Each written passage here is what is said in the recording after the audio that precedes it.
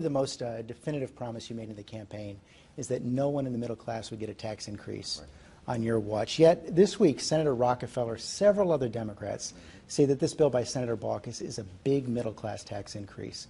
Do you agree, and does that mean you can't sign it? Well, I don't agree. I think that what they were referring to, and I haven't looked at the quotes, but I think they were concerned about whether or not this was actually affordable. If you're saying to people you got to get health insurance, but they can't actually afford it, and they have to pay a penalty if they don't get it, then that's a pretty big burden on middle-class families. That's a concern I share, making sure that this is affordable. But the first thing we got to understand is you've got what is effectively a tax increase taking place on American families right now. The Kaiser Family Foundation report just came out last week. Healthcare premiums went up 5.5% last year at a time when the rest of the economy, inflation was actually negative. So that is a huge bite out of people's pockets. And part of what I've been trying to say throughout this campaign, this effort to get health care done, is that if we don't do anything, guaranteed, Americans' costs are going to go up, more people are going to lose health care coverage, the insurance companies are going to continue to prevent people from getting it for pre-existing conditions. Those are all burdens on people who have health insurance right now. That is true. And so just to close the loop on this, the principles I've put forward very clearly when I spoke to the joint session of Congress is that we're going to make sure that, number one, if you don't have health insurance, you're going to be able to get affordable health insurance. Number two, if you have health insurance, we're going to have insurance reforms that give you more security. You know what you're going to get. You know that if you're paying your premiums, you're actually going to have coverage when you get sick. Number three, it's going to be deficit neutral. It's not going to add a dime to the deficit now or in the future. Number four, it's going to start driving down our costs over the long term. Now, 80% of what I'd like to see is actually already in all the various bills that are in Congress. That last 20% is tough because we've got to figure out making sure that we're paying for it properly, making sure that it really is relief to families who don't have health insurance, making sure that all the various details that are out there line up. And that's going to take some time. But I think that the effort by the Senate Finance Committee is a serious, strong effort to move an agenda forward.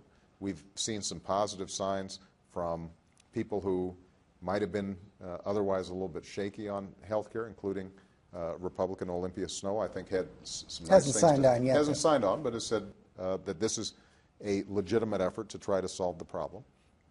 What I want to see is that we just keep on working on it over the next several weeks. How about a matter of first principles? You mentioned these premium increases, but they're not happening as a result of a decision by the government. Right. You were against the individual mandate during the campaign. Under this mandate, the government is forcing people to spend money, fining you if you don't.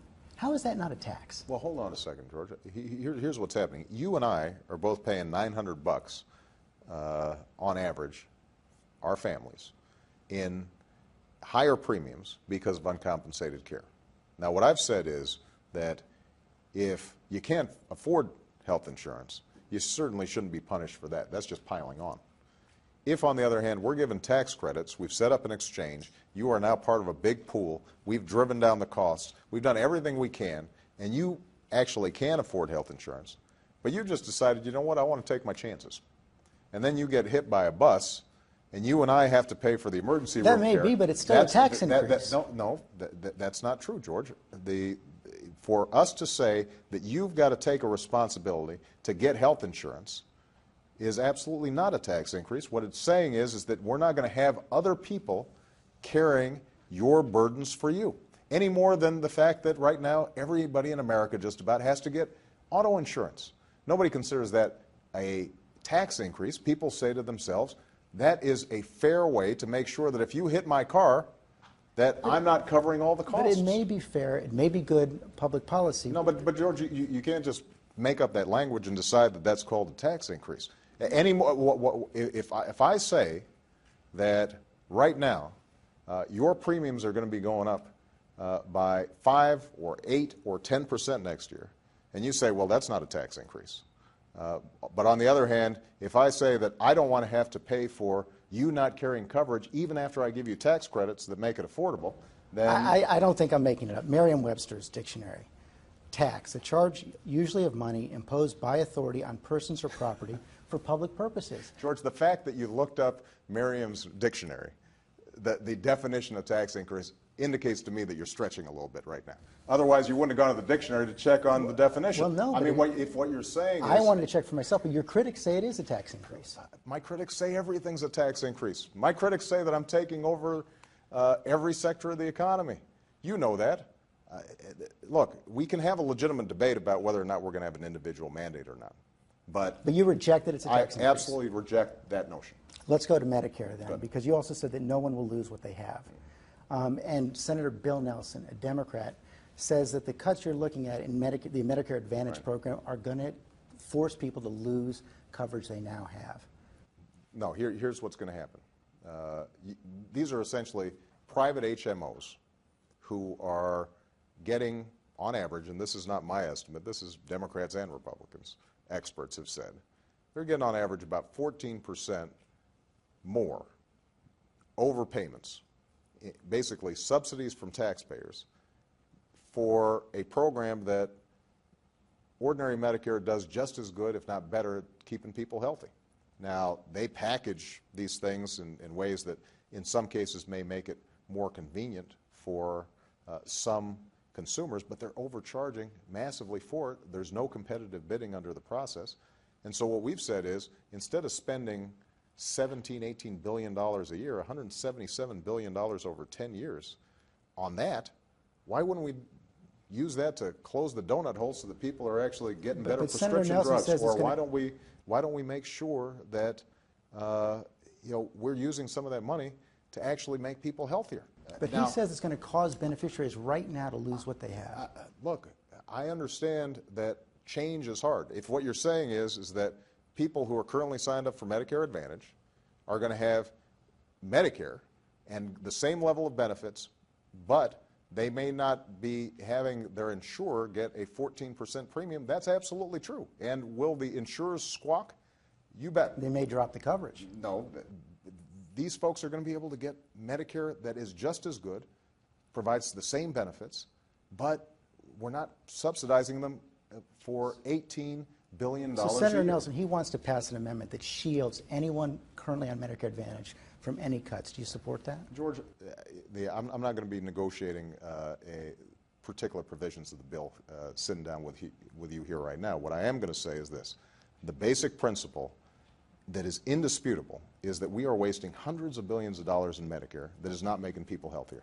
I want to make sure that we're using that money to actually make people healthier. But if people lose their Medicare Advantage? What I have said is we're not going to take a dollar out of the Medicare Trust Fund. We're going to make sure that benefits are just as strong, if not stronger. We're not going to subsidize insurance companies in ways that end up creating a situation that Medicare is actually weaker and has a less sound financial foundation, because right now we've got 8 years from now potentially Medicare going into the red. Let me ask you about the broader debate around this, and you've seen a lot of your allies look at this whole debate around health care and see the issue of race being injected after Joe Wilson's outburst. This week, President Carter, I know you disagree with that race is involved here. And we've talked about this in several interviews about these kind of issues. You always dismiss it. So I'm just wondering, does it frustrate you when your own supporters see racism when you don't think it exists? Well, look, I think that race is such a volatile issue in this society, always has been, that it becomes hard for people to separate out race being sort of a part of the backdrop of American society versus race being a predominant factor in any given debate. And what I've said when we talked about during the campaign, are there some people who don't like me because of my race? I'm sure there are. Are there some people who vote for me only because of my race? There are probably some of those too. The overwhelming part of the American population, I think, is right now following this debate, and they're trying to figure out, is this going to help me? Is health care going to make me better off? Now, there's some who, setting aside the issue of race, actually, I think, are more passionate about the idea of whether government can do anything right. And I think that's probably the biggest driver of some of the vitriol Whether you're going to right raise now. their taxes. Is, well, it goes beyond taxes. I mean, I think that what we're seeing right now is a part of a running debate that we saw during FDR, we saw during Ronald Reagan. Anytime there's a president who is proposing big changes that seem to implicate the size of government, that gets everybody's juices flowing. And sometimes, you know, you get some pretty noisy debate. But just to finish the thought, I think what I'm proposing is a very modest attempt to make sure that hardworking families out there are going to have the security of health insurance that they can count on. This isn't a radical plan. This isn't grafting a single-payer model onto the United States. It's simply trying to deal with what everybody acknowledges is a big problem. I think that there are some opponents who've seized on this and tried to use this as a proxy for saying that somehow we are vastly expanding government and taking over every sector of the economy. That's what a lot of this debate is about. I think they're wrong. The one thing I hope is that we can have a civil argument about it and that we are able to acknowledge good motives on both sides. Everybody's a patriot. Each of us are Americans that care deeply about this country. And sometimes I think that, frankly, the media encourages some of the outliers in behavior because, let's face it, the easiest way to get on television right now is to be really rude. If you're just being sensible and giving people the benefit of the doubt and you're making your arguments, you don't get time on the nightly news. You might on Sunday morning. If you say something outrageous, you're there in a hot second. But have some of your allies made it easier handed your opponents some ammunition, like Acorn, for example? Well, look, you know, I think that are there folks in the Democratic camp or on the left who haven't always operated in ways that I'd appreciate?